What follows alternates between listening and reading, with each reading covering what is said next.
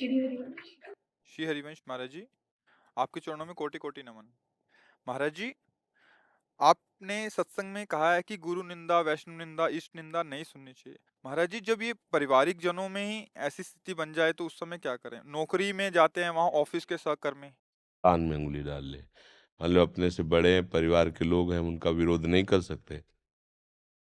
अगर ऐसा लगे कि उंगली डालने पर ये लोग पीट सकते हैं, मान लो घर के सदस्य हैं, तो अंदर से नाम चलाने लगो, राधा राधा राधा राधा, देख लो प्रिया जी, देख लो प्रिया। क्योंकि विरोध करने की बात सामर्थ्यवानों में होती है। मान लो आप एक स्त्री हैं, आपका पति ही निंदा करने लगे, आपके परिवार की निंदा करने लगे, तो फिर हम किसी, तो उस फिर अंदर ही अंदर एकदम ना सुने। अगर हम आप बुरा बात बोलो, हम ना सुनना चाहे तो हम सुनते हुए भी नहीं सुनेंगे, देखते हुए भी नहीं देखेंगे। अभ्यास करो, कानून का ऐसा अभ्यास करो कि अंतर्मुख हो जाए और नाम सुनने लगे। निंदा आदि सुनने से तो निश्चित अंतःकरण बहुत बुरी तरह से पतित हो जाता है। पर निंदा के किए ते आवत नहीं, कछु हाथ मूरख पर्वत पाप को ले चल अपने साथ। किसी की भी निंदा नहीं, हमें तो सब में भगवत भाव करना है। निंदा करने से या निंदा सुनने से क्या होगा? पर जो अज्ञानी जन होते हैं उनको सुख मिलता है निंदा करने में। यद्यपि उनके अंदर भी महत्व होता है भगवान और भगवान के भक्तों का, क्योंकि निंदा उसी की जाती है जिस पर महत्व होता है। ये सूक्ष्म वैज्ञानिक, ये विज्ञानानंद घन से अनुभव की बात है। जिसके प्रति आपका महत्व है और आप उस पर चल नहीं पा रहे हो और आप उसे पा नहीं पा रहे, तो फिर आप उसकी निंदा करने लगेंगे। जैसे अंगूर के लिए प्रयास किया, जब नहीं मिला तो कहा खट्टे हैं। समझ रहे ना? वो ये जानते हैं सत्य मार्ग है, वो जानते हैं ठीक है, पर हम चल नहीं पाते। तो अब वो नहीं सहन होने के कारण फिर वो निंदा अपवाद में आ जाता है। पर कहीं ना कहीं उसके अंदर उसके प्रति महत्व है। अब जैसे कोई बहुत गुणवान है, अब हम नहीं सह पा रहे उसके गुण, तो कहेंगे तुम तो ये सब देख, ये देखा है तुमने ऐसा से, वो उसकी सूक्ष्म कमियां देख करके वर्णन करेगा। अत्यंत महत्व है उसके अंदर, ऐसा नहीं कि महत्व ना हो। हमारा जिस पे महत्व नहीं होगा तो हमें निंदा करने का भी भाव नहीं आएगा। ध्यान देना, बिना राग के द्वेष नहीं हो सकता। मतलब हम आपको जानते ही नहीं, तो हम आपके विषय में क्या बोलेंगे? हम आपको जानते नहीं, हमें आपसे मतलब ही नहीं, तो हम आपके विषय में क्या बोलेंगे? बोले कैसे है? बढ़िया है, भगवत स्वरूप है। क्योंकि हम और कुछ जानते ही नहीं। जब हम जानते हैं आपको, पहचानते हैं आपको, आपके प्रति राग है, तब हम द्वेष करके बोलेंगे। तुम तो समझते हो कि बड़ा भगत है, हम जानते हैं ऐसा है वैसा है, मतलब वो उसके प्रति महत्व रखता है। अब वो अज्ञान के कारण उसको समझ नहीं पा रहा है। जैसे हर जीव भगवान के प्रति महत्व रखता है।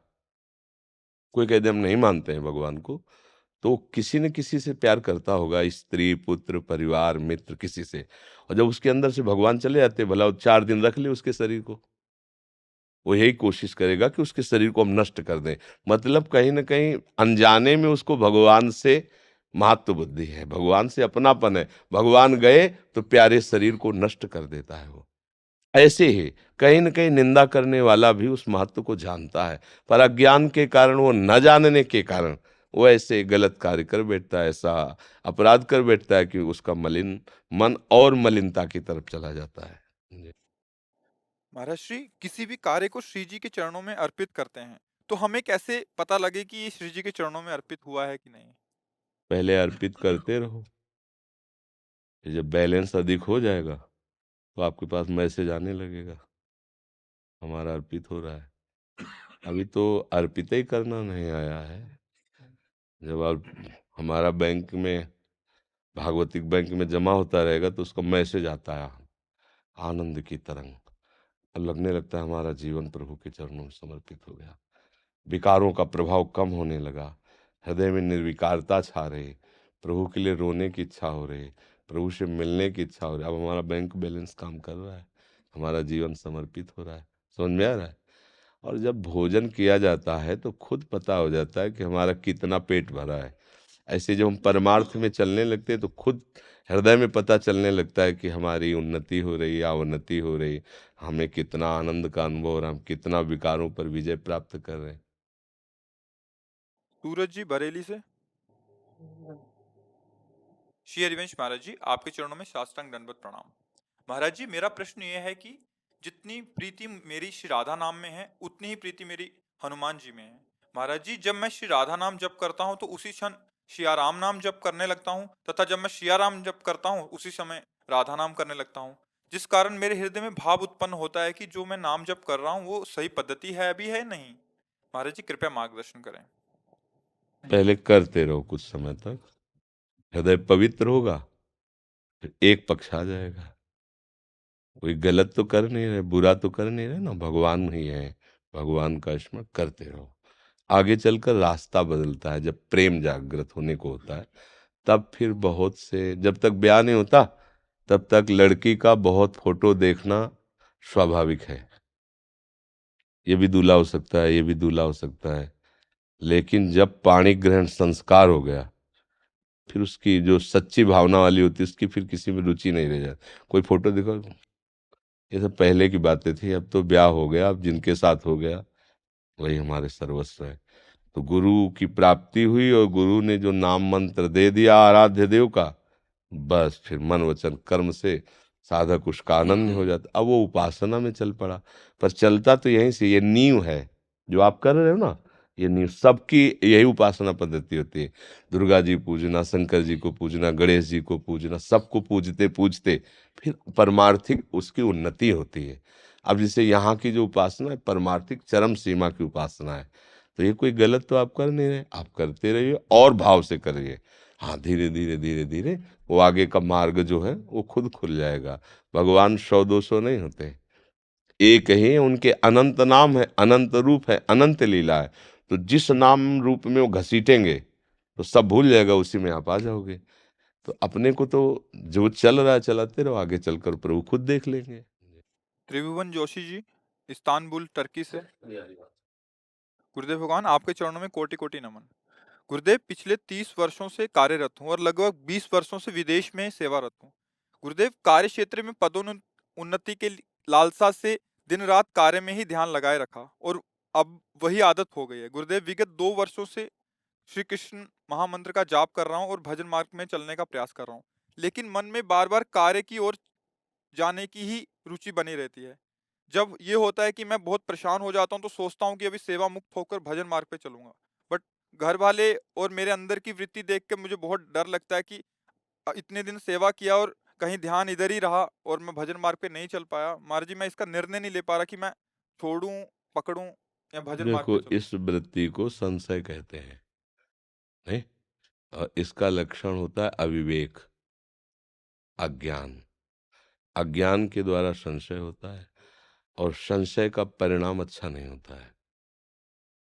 जो संसार की उन्नति है, जो संसार के कार्य हैं, ये कोई महत्वपूर्ण बात नहीं है।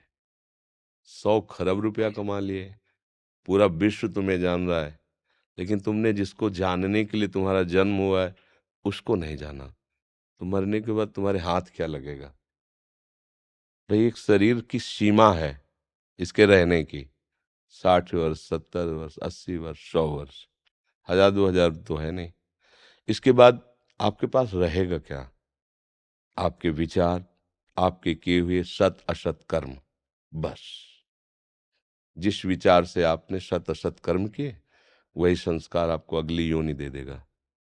आपका आज का पढ़ा लिखा, आज का पद, आज का व्यवहार, आज का यश, आज की संपत्ति आपके किसी काम नहीं आई।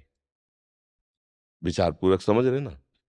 तो हमको थोड़ा विचार करना चाहिए कि जीवन का लाभ क्या है। अभी मतलब उस लाभ की तरफ हम देख नहीं पाए। जीवन का लाभ क्या है? सत्य क्या है? विश्राम कहाँ है? शांति किसे कहते हैं? सुख का स्वरूप क्या है? जब ये प्रश्न आपके अंदर खड़े होने लगे तब तो मार्ग खुले। अभी तो इन प्रश्नों का प्रादुर्भाव ही नहीं हुआ है। जिसे मुमुक्षुता कहते हैं, वहां तक पहुंचने के लिए मुमुक्षुता अनिवार्य है। मैं जानना चाहता हूं ये सब है क्या, कब तक? एक सामने केवल मानी संख्या मृत्यु, सब आपको शून्य नजर आएगा, सब शून्य। अभी आपकी मृत्यु हो जाए क्या पता, 100 वर्ष बाद हो क्या पता, उसके बाद क्या होगा? हमें अपने देश लौटना है, विदेश में हम कार्यरत हैं, लेकिन सरकारी आदमी हो करके। हम अपने देश के हैं, अपने सरकार के हैं, तो आपको जितनी सुविधाएं मिली उनका भोग कीजिए। परिणाम में आपको सरकारी सुविधाएं और मिलेंगी और सरकार आपको पदोन्नति देगी। ऐसा होता है ना, जब आप सरकारी आदमी बन के जाओगे, आप अपने पर्सनल से जाओगे तो हानि लाभ आपको भोगना पड़ेगा, और वहां से मकान तो उठा के लाओगे नहीं।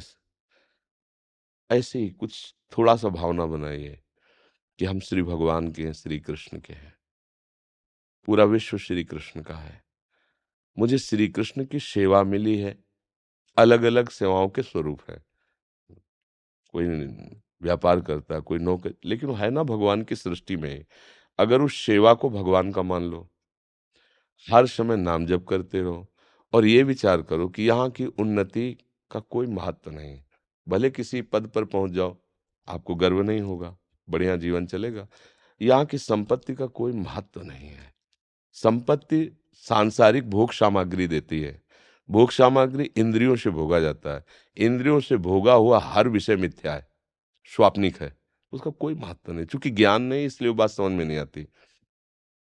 अब हमारा जीवन सही मार्ग पे आ जाएगा, कोई संशय नहीं रहेगा। हर क्रिया भगवान को समर्पित करो। पूरी सृष्टि श्री भगवान की है और मैं उनका एक सेवक हूं।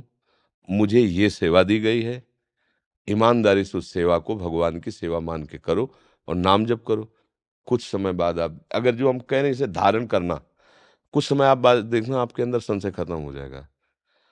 मैं प्रभु के योग्य नहीं हूं, पता नहीं मेरे विचार प्रभु से घिरा दे, तो सारी की सारी बातें आपकी सोचने की नहीं है। प्रभु कह रहे तुम तो केवल अनन्यस चिंतयन्तो माम ये जना परिपासते। तो आगे की बात, तेषाम नित्याभियुक्ता नाम योगक्षेमम वहाम्य हम, उन पर विश्वास करो।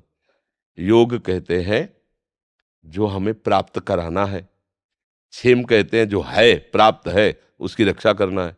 दोनों भार वो ले रहे हैं, फिर तुम्हें संशय क्यों है? हाथ उठा के आत्मसमर्पण करके अंदर की बातें हैं, प्रभु के चरणों में चल पड़ो, और जो करा रहे हैं वो उनकी सेवा है। ईमानदारी से करो, दूसरों का मंगल हो इस भावना से करो, दूसरों का हित हो, दूसरों को सुख पहुंचे हमारे द्वारा जितना अधिक से अधिक, अभी आनंद आ जाएगा। जब हम दूसरों से सुख लेने की भावना करते हैं और हम करते हैं, तो कर्ता भोक्ता भाव अशांति दुख ही देता है। चाहे जितना बड़ा कार्य हो, उसका परिणाम अशांति और दुख होता है। और जब हम प्रभु के लिए करते हैं, दूसरों को सुख देने के लिए करते हैं, तो उसमें परहित भावना आ गई। परहित सरिस धर्म नहीं भाई, इससे बड़ा कोई धर्म नहीं। तो उसका हृदय आनंदित होने लगता है, उसे भगवत कृपा का अनुभव होने लगता है। चलो, आप पर अभी कृपा है कि आपकी बुद्धि काम कर रही है, नहीं तो ऐसा भी नशा चाहता है लोक सम्मान का, लोकप्रियता का, अर्थ आदि का, कि भगवान है भी, ऐसी मान्यता भी उसके हृदय में नहीं रहती, और बहता चला जाता है माया के प्रवाह में। कम से कम आपके अंदर भी विचार है, पर ये संशय ठीक नहीं है। इसको, संशय को विवेक के द्वारा नष्ट करो। होए विवेक तो मोह भ्रम भागा।